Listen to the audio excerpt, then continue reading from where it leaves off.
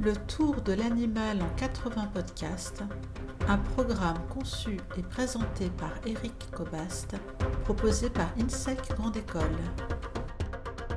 Saison 4, intermède.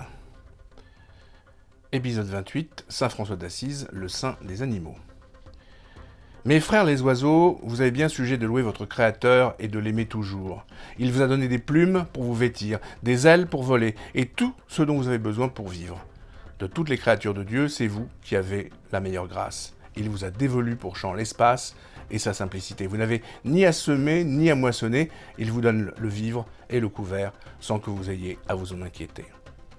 C'est avec ces mots que celui qui allait devenir Saint François d'Assise s'adressa aux oiseaux de Bévagna en Italie. Les oiseaux s'exprimèrent alors de façon joyeuse, ils allongeaient le cou, déployaient leurs ailes, ouvraient leur bec et le regardaient attentivement.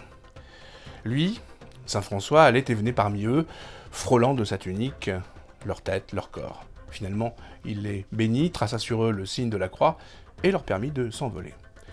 Il reprit la route avec ses compagnons et, délirant de joie, il rendit grâce à Dieu, qui est ainsi reconnu et vénéré à travers toutes ses créatures. Un peu plus tard, se rendant dans le village de Gubbio, il trouve une communauté effrayée par les attaques d'un loup. Partant à la rencontre de l'animal, il s'adresse à lui, l'appelant « frère loup ».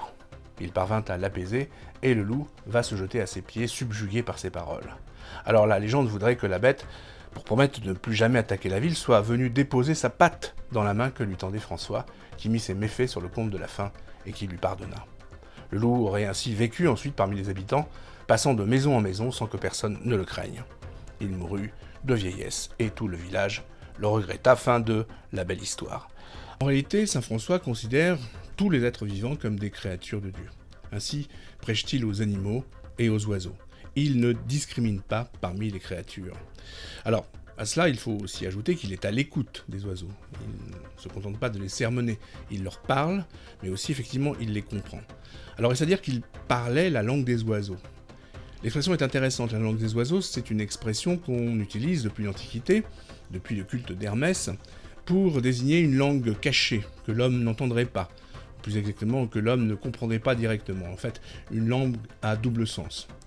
Au Moyen-Âge, on va songer au jargon des chantiers, ce jargon qui permettait de conserver les techniques ancestrales de la fabrique des cathédrales, au moyen de systèmes de codage linguistique assimilés rapidement à des sciences occultes. C'est ainsi qu'est né donc l'argot, l'art de la lumière qui deviendra l'art gothique.